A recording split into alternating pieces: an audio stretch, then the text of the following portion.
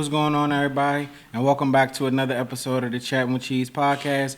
I'm your host, Fat Cheeze, and y'all already know the motto, no gimmicks, only the real. And this episode is a very special episode because it's Thanksgiving. I want to send out a happy holidays to everybody who gonna watch this video, man, to you, your family. Enjoy some good food, man. Sit back, watch me, you know what I'm saying, talk my stuff, man, and I hope y'all enjoy. Also, y'all see I'm showing some support on this episode, man. As y'all can see, the t-shirt that I got on, man, shout out to my boy, Makai No Limit Phillips, man, and congratulations on your victory, your TKO victory this past weekend at Maryland Live Casino, man. Now 8-0, you know what I'm saying? Keep going, bro. I had to show support. I copped the merch from you, and I said, you know, what better way to wear it? When else I'm aware, you know what I'm saying? Why not show love on my podcast? You feel me? So shout out to my boy Makai No Limit Phillips, man. I'm representing. You got my support, bro, and all love, man. And let's go ahead and jump right into it, man. So first, we're gonna start off on the football field. Y'all know how we do, man. And I would say the most exciting game out of this weekend, we all know, was the Cowboys versus the Philadelphia Eagles. That game was crazy. I lost some years on my life messing with that game, man. But this topic, we're not going to talk about the Cowboys. We're going to talk about the Philadelphia Eagles and the struggles that they've been having on offense. So let's go ahead and dive right into it. So after so much chatter this week about the offensive struggles, the Eagles came out on fire in Dallas Sunday afternoon, scoring touchdowns on their first three possessions. Jalenhurts seemed like a man on a mission to elevate the frustration that were reportedly bubbling up in the Eagles locker room about his performance. Finding disgruntled wide receiver Ajbrown for the first touchdown of the game, it was a statement performance by Hurts and the Eagles for the first 20 minutes. But the wheels came off after that as the offense completely stalled out and watched the Cowboys slowly reel them in for a shocking 24-21 comeback win. The Eagles gained 116 yards and scored 0 points on their final 7 drives of the game, punting 5 times, missing a field goal, and losing their possession on a Saquonbarkley fumble. After the game, Hurts spoke about Philly's tale of two halves and called for the team to find some consistency, but expressed optimism that the team will figure things out. We've got to find a way to finish the game, and we've got to find some consistency in what we do. Hurts said, definitely a tale of two halves. In the end, we didn't play a complete game as a team, and today it got us. Give a lot of respect to Dallas and their team, how they competed. Something you question right now is just how we respond to it. And I have a lot of confidence in how we'll respond. It's an opportunity for us to come together, eliminate the things that don't matter, and focus on the things that we can control, and go out there and play together and build going forward. One of the biggest issues for the Eagles in finishing games this season has been their struggles running the football. After dominating on the ground a year ago, Philadelphia has become a mediocre rushing attack, which has taken away the superpower of grinding defenses down late in games. Barkley has rushed for over 100 yards in the game just once this season, after doing so 11 times in 2024. After hitting a new low with 10 carries for 22 yards and a fumble against Dallas, Barkley shouldered the responsibility for the run game struggles and insisted he would break out of the funk he's in right now. I'm more disappointed with myself, not frustrated with anybody else. I'm a big believer the run game starts with me and ends with me, Barkley said via ESPN. I'm in a little funk right now. I've had funks like this before, just got to break it. I'm not getting the run game going. I'm not getting yards. I'm tired of the excuse of people trying to stop the run game. I don't really subscribe to that. Just got to be better, got to make plays. So my thoughts, and the question is, how worried should the Eagles be with their offensive struggles this late in the season? And I'm going to be all the way honest with y'all. Y'all know that's all I can be. I think the Eagles should be very worried. We've seen this offense struggle for the duration of the season, and we've seen them be able to find ways to win late in the ball games, and people kind of brush it off. But slowly but surely, once the competition up more, you're starting to see it. In the last 3 games, the Eagles only scored 10 points against Green Bay, which they won. But mind you, you only scored 10 points. The next game against the Lions, they scored 16 points. Granted, they won that game, but it's only 16 points. And then they just allow a 21-point lead. They just lost a 21-point lead to the Cowboys this past Sunday. It gets to a point where it becomes unacceptable. And a lot of people was going at Ajbrown because of the statements that he made a couple of weeks ago by saying that eventually once the defense is not able to bail us out, this offense is not going to cut it. And you're seeing that. The defense wasn't able to bail them out on Sunday against the Cowboys once the Cowboys started to get a rhythm on offense. And you seen what happened. And I think it factors in that they can't run the football, and we just got to call a spade a spade. The quarterback is not playing good. Jalenhurts is not playing good football currently. And it just is what it is. And I believe some of that falls on the shoulders of the run game, and some of that also falls on the shoulder of the offensive coordinator, Kevin Patullo. Now, I don't know what's going on. I don't know what the disconnect is, but we just heard rumors leading into this Dallas game that players were frustrated with Jalenhurts' play, and coaching staff was frustrated with Jalenhurts' play. Now, of course, it's their job to try and downplay it, but those rumors just don't come out of nowhere.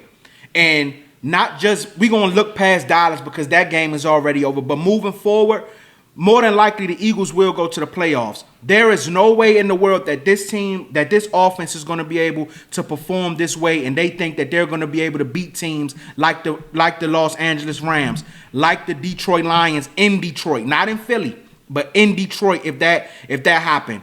Not teams like Seattle if you had to go up to Seattle. You know what I'm saying? It's like those are the teams that you have to be looking forward to, worrying about if you want to get back to your ultimate goal and reaching a Super Bowl for a second year in a row.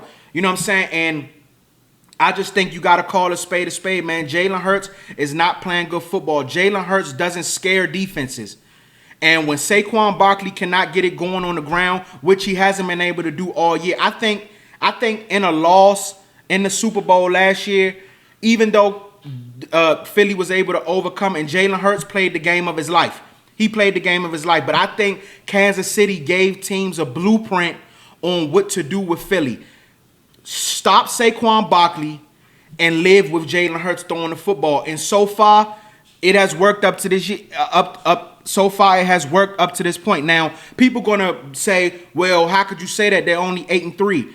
But what I've always been known, me being a football fan that I am, sometimes it's not about, you could look at the record, but the record is just one part. But it's about how you're winning football games. Ajbrown is not walking around upset for no reason. And Philly is winning. They're winning games up to this Sunday. You know what I'm saying? They were winning football games. But it's how you win. Because Ajbrown knows, and he's been in this league long enough, and he understands that you're not going to be able to play this way on offense and think you're going to be able to sustain and go win games late in December, January, when they really matter in the playoffs. He knows that. You know what I'm saying? And I just think that it's getting to a point where it's showing they're being exposed on the offensive side of football. And the defense can only do but so much. I think the defense, Jalen Carter and those boys, they're doing what they're supposed to be doing. They're stopping teams. They're you know what I'm saying? They're closing the doors on a lot of teams. But when you have a team like Dallas that have the offensive firepower that they have, you know what I'm saying? Sometimes they're not going to be able to do it all the time. The offense is going to have to pick up the slack somewhere and, you know what I'm saying, figure things out. There's absolutely no way in the world the Philadelphia Eagles should have gave up a 21-point lead with the offensive weapons that they have. There's absolutely no way. They could not get anything going in the second half. And this is not the first time we've seen this with Philly this year. You know what I'm saying? They couldn't get anything done in the second half. And you have Ajbrown on the outside. You have Devontae Smith. You have Dallas Goedert, Saquonbarkley in the backfield. You mean to tell me you couldn't get another point? You couldn't get a field, nothing? And they did miss a field goal, so I'll give them that. Elliott did miss a field goal, so that was one pop. But other than that, the offense was terrible. The offense was terrible, and there's where the problem lies. You know what I'm saying? Right now, yeah, you can bounce back for another week and, because it's still regular season. But what happens when you in the playoffs and your defense is and the team is getting off on your defense? That offense is going to have to be better. That offense is going to have to be better. And I just think right now, yes, they should be worried. I think they should be absolutely worried. I think that staff need to get in the lab and they need to figure something out. They need to figure out how they wanna do this thing. But right now, it's not looking good. And honestly, I just think that the formula to beat Philly right now is if you could stop Saquonbarkley, then I mean you living with Jalenhurts. You living with Jalenhurts beating you throwing the football. And I mean that's just what it is. That's just what it is. And I just think that, you know what I'm saying, Nick Sirianni and that coaching staff, they need to get together. They need to figure out something that they can do to get this offense going. But it's been a problem, and I think that now it's finally starting to come to a head. The later on we get to a season where, these games really start to, mean a little bit more. Because I ain't trying to jump the gun, but Dallas just beat you. Dallas is 5-5. Let's just say, for instance, Dallas win their next 2 games, and now they 7-5-1, and Philly was the drop 2, because Philly still has to play Chicago. I believe they still got to play the Command. Jaden Daniels is supposed to be coming back, so you never know what can happen with that. But hey, man, you never know what can happen. So Philly needs to get on the ball. But my thing is, I think that they should be very concerned with the way that this offense is looking. And I don't know what their plans is, but I'm very interested to see, because these last 6 games could get very interesting depending on how, this thing shakes out. But me, on the other hand, y'all know I'm happy with what happened on Sunday. But I ain't here to talk about the Cowboys this time. I feel like I've been talking about the Cowboys a lot this year, these past couple of weeks. So I'm going to give y'all a break on the Cowboys. But as far as the Eagles go, I think that, yeah, man, they got some things to figure out. So that's my thoughts on that. So now, next, we moving on to, we staying on the football field. And come on, man, y'all should already know, man. Of course we talking about Shedeur on this episode. Why wouldn't we? I spoke on him on the last episode, so we're going to talk about him today, man. Shedeur finally got his first NFL start on the road against the Las Vegas Raiders. And, hey, Shedeur, I'm just saying, he looked all right, you know what I'm saying? But let me go ahead and read my notes, what I got down, and then I'm going to give y'all my thoughts and my reactions on Shedeur's first NFL start.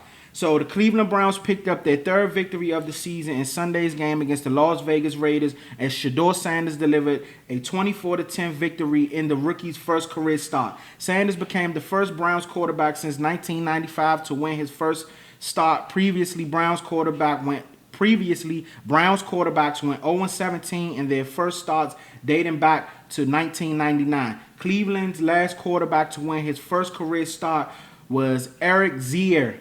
Sorry if I'm pronounced that wrong, who was coached by Bill Belichick. He defeated the Cincinnati Bengals in overtime 29-26. The franchise moved to Baltimore the next year. Sanders completed 11 of 20 passes for 209 yards, 1 touchdown, and 1 interception. It was an offensive rookie showcase in a way as Quinshon Judkins rushed for 47 yards and 2 touchdowns, while Dylan Sampson caught Sanders' lone touchdown, a 66-yard catch and run. The reason the Browns won this game was because of their defensive effort, as Jim Schwartz's unit held the Raiders to 268 total yards, 1 touchdown, and sacked Geno Smith a whopping 10 times. Myles Garrett recorded 3 total sacks, meaning he's just now 5 sacks away from the all-time record with 6 games left to play. Right before kickoff, CBS Sports' Tiffany Blackman caught up with Sanders and asked him what this opportunity feels like. He said, "It feels good. We cool, calm, collected, like this ain't nothing to us." When Blackman asked Sanders what his hopes to show the NFL world today, he didn't mince his words. "I'm who they've been looking for," Sanders said. The Browns took a 14-3 halftime lead in large part due to their defense, which sacked Smith 5 times in all. Sanders completed 7 of 11 passes for 127 yards and 1 interception in the first 2 quarters. The Browns jumped out to a 7-0 lead after An impressive 44-yard punt return from George Levedon. Sorry if I pronounced your name wrong. Junkins took advantage of the short field and punched in an 8-yard touchdown from the Wildcat formation. Late in the first quarter, Sanders connected with fellow rookie Ajbrown on a 53-yard pass to set the Browns up with a first and goal from the 2-yard line. Sanders then made his first major mistake, throwing an interception to Charles Snowden, who was in zone coverage while attempting to connect with Jerry Jeudy. However, the Browns defense stood tall and held the Raiders to a 41-yard field goal. The Browns punted 4 times in the second half and put together 2 scoring drives in the fourth quarter. Sanders threw his first career touchdown, a swing pass to Sampson, who scurried 66 yards to virtually put the game away. It wasn't the most perfect game in the world, but Sanders only made one major mistake in the form of his interception early in the second quarter. He managed the game and allowed the defense to take over. Another noteworthy statistic from this game was that Sanders was only sacked once. Hey, man, what did I tell y'all? Shedeur Sanders 1, haters 0. You know what I'm saying? Hey, listen. I understand people going to try to use the excuse, it was only the Raiders. I get it. But one thing that we do know, Shedeur Sanders went out there and looked better in one game than Dillon Gabriel has looked every game he started. And again, this is no shot at Dillon Gabriel.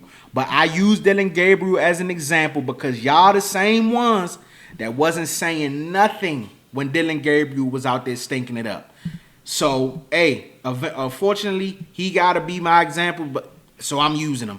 But all in all, I think Shedeur Sanders played a great game. I wouldn't say great, but I think he played good. I liked his poise.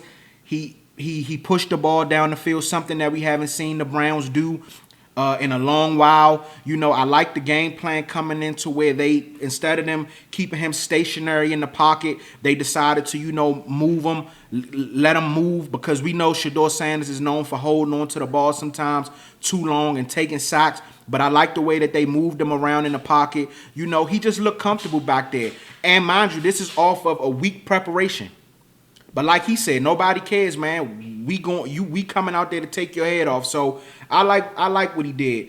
The interception, I mean, he still probably got to get that rapport with his receivers and things like that. But other than the one interception, there was really nothing bad that you could take away from the game. That throw to Ajbrown was amazing. On the move, able to show his arm talent and get the ball. I wish Ajbrown would have scored that one. I wish he would have scored, but you could see on the sideline, man, Myles Garrett, just the reaction of the sideline. You see the excitement of the team. Just know, at least now at this point, they can have at least some hope. You feel what I'm saying? Like, when you got a guy out there that's able to make plays, if he's put in the right situation, that gives you, at least a glimpse or something of hope. So I like what I seen from Shedeur, man. I like, the pass to Jerry Jeudy. Unfortunately, Jerry Jeudy was doing too much. He didn't pay attention behind him and, got the ball knocked out. But all in all, though, I like what I seen from Shedeur. I wouldn't say it was a spectacular performance, but I would say it was good. And for him to be the first quarterback since 1999 to win their first start as a Cleveland Brown, I mean, that's just amazing. And we just found out from Stefanski that Shedeur will be starting this week against San Francisco because, I mean, at this point, it's undeniable. You had no choice. I think they knew that if they didn't start Shedeur after what he just did in LA, in Las Vegas, they knew that it was going to be terrible. That fan base was going to riot. And, I mean, it's just clear as day to show. Like I said, I'm not a big guy on wishing people losing their jobs or whatever, but I'm just not a Stefanski guy. I mean, he just gives you vibes and just shows you that he doesn't like Shedeur, and this wasn't really in his plans, but now he has no choice, and now he has to stick with it. But like I said, though, at the end of the day, Hopefully he'll be out of a job after this year, and they bring somebody in that believes in Shedeur and sees the vision and see what they can do with this thing moving forward. You know what I'm saying? If they put Shedeur in the right position. But I like the idea of him starting again this week against the 49ers. It'll be an up in competition. So now you'll really be able to see, you know, what he can do against a team that, you know, is way better than the Las Vegas Raiders. You feel what I'm saying? But all in all, I like what I seen from him, man. I like the poise. I like the game plan. I like him pushing the ball down the field, showing that he's not scared.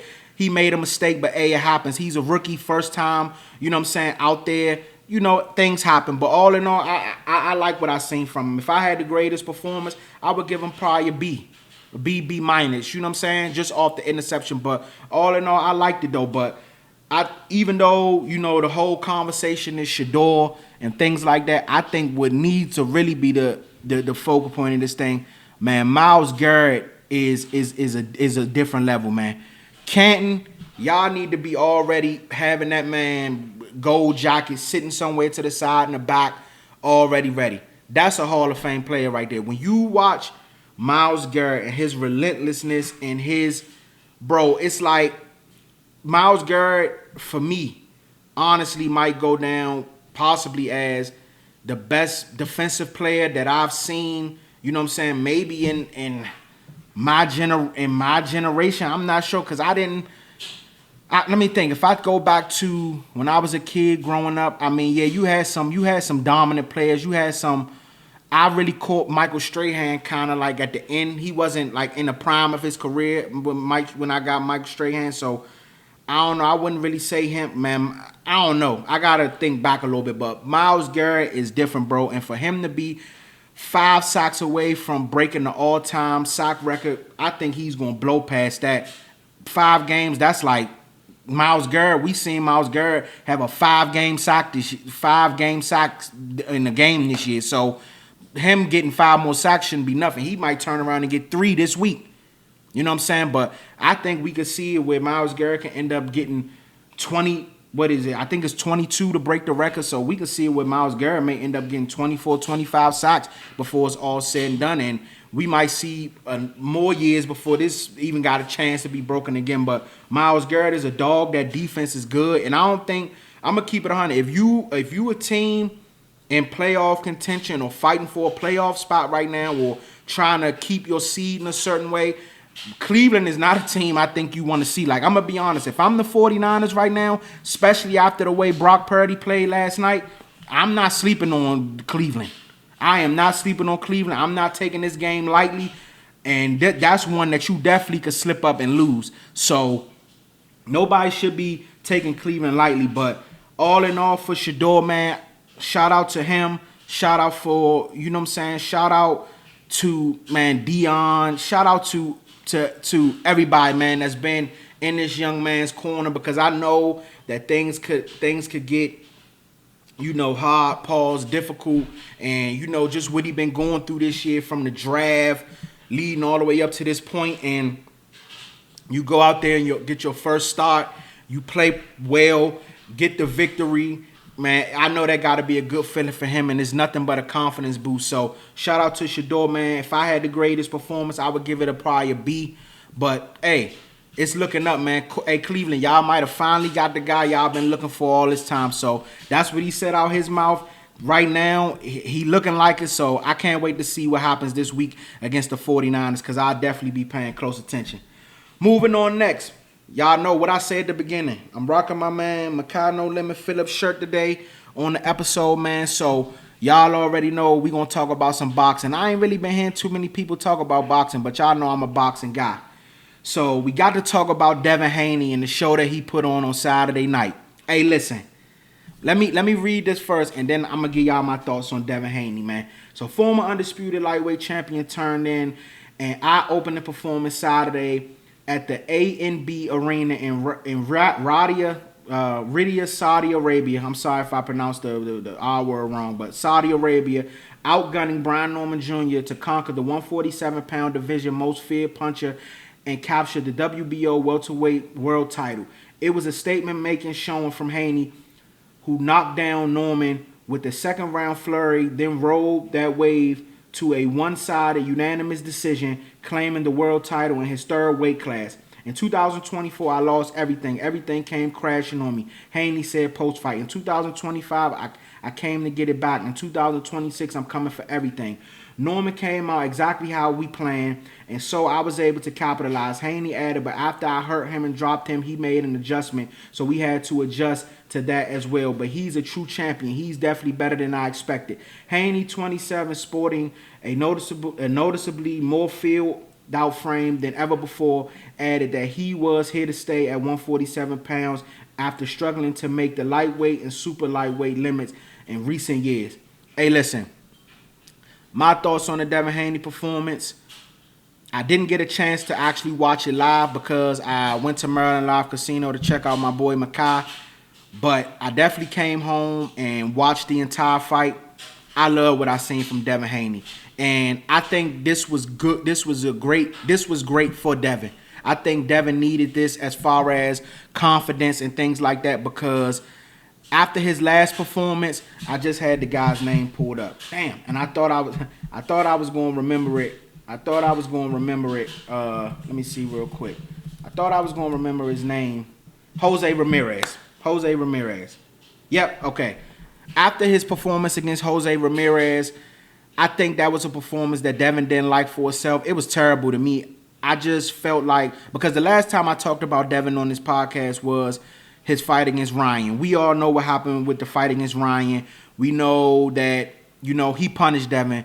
Unfortunately, it came out that Ryan was on some type of juice or some type of steroid, whatever. I don't know what it is, but point blank period, he did something illegal. After that, we didn't see Devin for a while, and then he had the Jose Ramirez fight. In that Jose Ramirez fight, Devin just looked like he was uncomfortable. He looked like he was scared to get hit, running all around the ring and things like that. And it just wasn't a good performance. He won the fight, but it wasn't a good performance for his standards. This fight this past Saturday, I'm not going to lie to you. Out of all the fights Devin had, I think this was one of Devin's best performances. Now, before this fight this past Saturday, I had his fight against Regis Prograis as his best fight that I've seen with my own eyes. I thought Devin was aggressive in that fight. He showed his strength. He showed his punching power. He stood in the pocket. He was willing to exchange. That was the best fight that I seen from Devin leading up to this point. After what I just watched Saturday, I don't know. This might be Devin's best fight, but I think you could either put it either the Regis Prograis, the Briannormanjr, or the Kambosos. I would have Kambosos probably last, but what I just seen this past Saturday from Devin was absolutely phenomenal. I think that Devin looked more, I think him being at 147 benefited him. He showed his punching power. He showed that it was levels to this boxing game. Leading up to the fight, I heard a lot of people saying that Briannormanjr would basically do the same thing to Devin that Ryan did. Briannormanjr is known as a power puncher. He got that hook, and everybody was saying the hook. Eventually, he gonna catch Devin. Devin showed everybody that it's levels to this boxing game. He took it to Briannormanjr. He didn't allow Briannormanjr to dictate anything. Devin came in that fight and dictated the whole pace. And once he knocked Briannormanjr down in that second round, I believe he shocked Briannormanjr with, with the power that he had. Because everybody always talk about Devin not having power, the pillow hands, all the jokes. Devin showed he had some power. And Bill and that staff and them trainers, they came up with an amazing game plan to basically neutralize Briannormanjr. And yeah, after the knockdown, you seen him make some adjustments, but Devin controlled that fight literally all the way up until the end. He controlled it. I just like what I seen. And this is a great confidence booster for him, especially after, like I said, the fight with Ryan and then the Jose Ramirez fight. I think this was a confidence booster for Devin, man. I like it, man, a lot. He shut a lot of haters up. With this one. And I ain't gonna lie, I'm not the biggest Devin guy myself, but I like when I see performances like this from Devin. Like I said, that Regis Prograis, and I'm probably pronouncing the name wrong, but that Regis fight, like I said, that to me was the best performance that I seen from Devin. This fight right here, to me, this past Saturday night, it matched it, man. It matched it, and I mean, hey, you got to give props. You got to give props when they do. Devin Haney looked good, man. Devin Haney, that was a hell of a performance. That was a hell of a performance to say the least. But hey, right now, him and Bill, they deserve to pop they ish because they went out there and did everything they said they was gonna do. They controlled the fight. Devin said they came up with a great game plan leading up into it. And, hey, everything came to fruition. You know what I'm saying? I mean, hey, like I said, Devin controlled the fight from beginning all the way until it ended. And he just shows you that his levels. We got to, people got to just stop thinking, you know what I'm saying, that we just got to stop counting people out. I don't even know, but you just got to, hey, listen, he shut a whole lot of people up with that one. He shut a whole lot of people up with that one. And Briannormanjr is young. This is something that he can learn from. You know what I'm saying? Devin, this is probably the best fighter that Briannormanjr has fought. So this is something that he can learn from. And Devin didn't, talk crazy about him or nothing. He appreciated him for giving him the opportunity. He said that Briannormanjr is a good fighter. He showed him some stuff. Devin actually said he was better than he thought he would be. So, hey, man, shout out to Briannormanjr. But I ain't going to lie, bruh. Devin did his thing this past week, and I got to give props when they do. Devin did his thing, man. But I can't wait to see, how things go forward with Devin. Who could his next opponent be? I don't know. Everybody talking about if Ryan wins his next fight, that we could possibly have a Devin and Ryan rematch. I think that after the way Devin just looked this past Saturday, I think now more people will be looking forward to that fight, depending on how Ryan looks, you know what I'm saying, in his next fight. Because Ryan also looked terrible against Rolly. So we got to see how Ryan rebounds from his last fight. And maybe, you know what I'm saying, that could be something that we could be looking forward to in the future. But I can't wait to see what the future holds for Devin after this performance. And trust me, I'll be looking forward to it. So y'all know what I got to do, man. I got to give y'all my Week 13 picks for the NFL. And then we're going to go ahead and close this one out. So let me see, man. So, we're going to start out with the Thursday night games. the Thanksgiving games. So you got the Green Bay Packers on the road traveling to go play the Detroit Lions. This is going to be a hell of a game, hell of a way to kick off Thanksgiving football.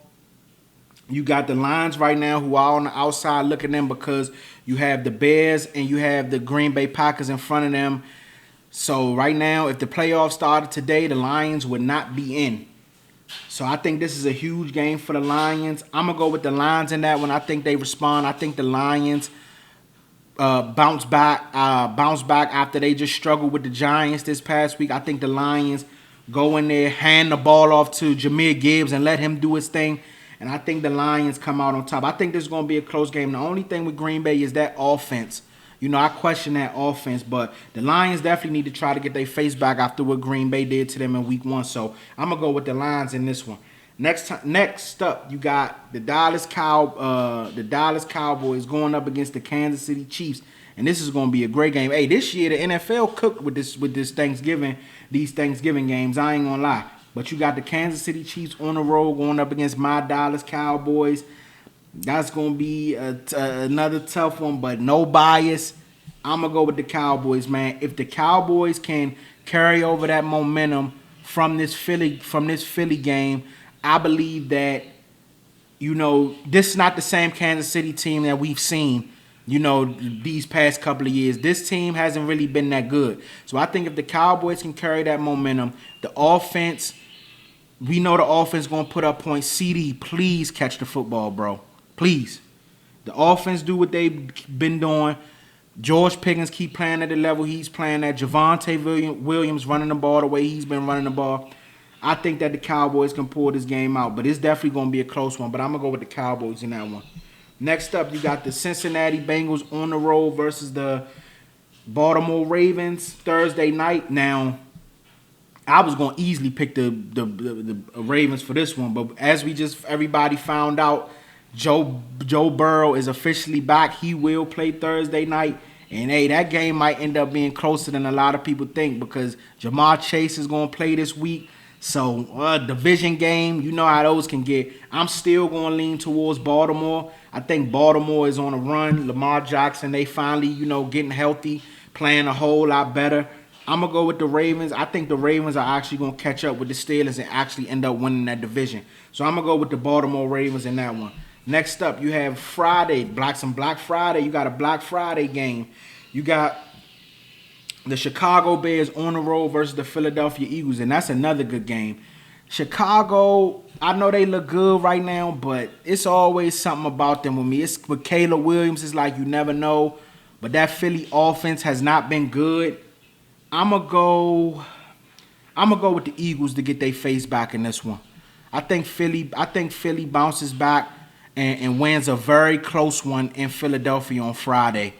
I think the offense finds a way to make some plays this week. And like I say, it's just with the Bears. I like the Bears. They are looking good, but it's just sometimes you never know what you're gonna get with them. And they games be a little sometimes close for comfort, but they got weapons and everything to go to Philly and win. But I'm gonna pick Philly in that one, in the close one. Next up, moving to Sunday, you got the New Orleans Saints versus the Miami Dolphins. I'm going to go with the Dolphins in that one. The Saints are dumpster fire. They tanking for a pick. I'm going to go with the Dolphins in that one. Next up, you got the Texans on the road going up against the Indianapolis Colts. I'm going to go with the Colts in that one. I think the Colts get their face back after losing the close one to Kansas City this past week. I think they beat the Texans. Next up, you got the Atlanta Falcons on the road versus the New York Jets. I'm going to go with the Atlanta Falcons in this one. The Jets are just same thing with the Saints. They tanking for a draft pick. So I'm going to go with the Falcons in that one. Next up, you got the 49ers on the road versus the Cleveland Browns in Cleveland. And, hey, I'm going to shock y'all, but I'm going to go with the Cleveland Browns in this one. I think Cleveland win this ball game. I think they ride off that momentum from Shedeur. I think the offense plays better after, with him under center for another week. That defense with Myles Garrett and the crew, they look good. And Myles Garrett is going to try to get after Brock Purdy and force him to make mistakes. We just seen him make a bunch of mistakes on Monday night. So I'm going to go with the Browns in that one, man. That's my shock pick for the week probably. Next up, you got the Los Angeles Rams on the road going up against the Carolina Panthers. I'm going to go with the Rams in that one. It might have been I may have given the Panthers a better chance until I watched them play yesterday. I just don't think Bryce Young is that good. I think they have pieces, but I don't think Bryce Young is the answer. And right now, the Rams are playing out of their mind with that defense. Matthew Stafford is the MVP with Nakua and Adams on the outside. I'm going to go with the Rams in that one. Next up, you got the Jacksonville Jaguars on the road against the Tennessee Titans. I'm going to go with the Jacksonville Jaguars. Tennessee, again, shout out to my man Cam Ward, but Tennessee is tanking for a draft pick. You always bet against Tennessee this year. Next up, you got the Arizona Cardinals on the road versus the Tampa Bay Buccaneers. I'm going to go with the Tampa Bay Buccaneers. Now, Baker Mayfield MRI did come back better than a lot of people suspected, but I don't believe he plays this week, so more than likely it'll be Teddy Bridgewater. I don't know, but you never know what you're going to get with Arizona. But I'm going to go with Tampa Bay. I think Teddy Bridgewater finds a way to pull out this victory and get this victory, man. And moving on, you have the Minnesota Vikings on the road versus the Seattle Seahawks. I'm going to go with the Seattle Seahawks in this one in Seattle. You know how that crowd get. And it's so crazy because I was so high on J.J. McCarthy, and J.J. McCarthy just hasn't been good this year. He just hasn't been good at all. So I'm going to go with J.J. I'm going to go with Seattle, the Seattle Seahawks in this one. Yeah. And it's just because I haven't been a fan of J.J. McCarthy at all. So next up, you have the Buffalo Bills on the road versus the Pittsburgh Steelers. I'm going to go with the Buffalo Bills in that one. I don't know the situation with Aaron Rodgers. I don't know if he'll be back this week or not. With the wrist injury, I'm just going off of maybe he won't be, so I don't know. But even if Aaron Rodgers plays, I'm still going to go with Buffalo on this one. But if Aaron Rodgers does play, I think the game could be very close. Next up, you have the Las Vegas Raiders on the road versus the Los Angeles Chargers. I'm going to go with the Chargers in that one. The Raiders, Again, dumpster fire, tanking for a pick. You got Geno Smith giving fans the middle finger and all that. So I don't know what's going on out there. Max Crosby, you should have requested that trade, man. You might have been in Dallas right now, but hey, you see how that's working out. But I'm gonna go with the Chargers in that one. Next up, you got the Denver Broncos coming here to play the Washington Commanders on Sunday night. It's been announced today that Jaden Daniels has been cleared to practice, but he won't play. So I'm going to go with the Denver Broncos in that one. I think that defense is going to just stifle that offense. And, I think Bo Nix in that offense can make enough plays to win that game actually pretty comfortably. And last but not least, you have the New York Giants on Monday night on the road versus the New England Patriots. I'm going to go with the New England Patriots. I think they win that game comfortably. Hey, but the Giants did put up a fight against Detroit. That defense looked a whole lot better. And Jameis Winston, he going to chuck it and make plays, man. So that game probably will be closer than a lot of people think. But I'm going with the New England Patriots, man. And we're going to go ahead and wrap this episode up, man. Like I said to everybody when it first started, I want to say happy Thanksgiving to everybody. Hope you guys enjoy with your family, your loved ones, watch some football, eat some food, lay back, relax. Hopefully everybody's off of work, so, y'all can just chill, man. But happy holidays. I appreciate y'all for locking in with me each and every week. Y'all know where to find me. Shout out to my boy, Makai No Limit Phillips again, man, and congratulations on your victory this past weekend at Maryland Live Casino. And, hey, man, I appreciate y'all. See y'all next time.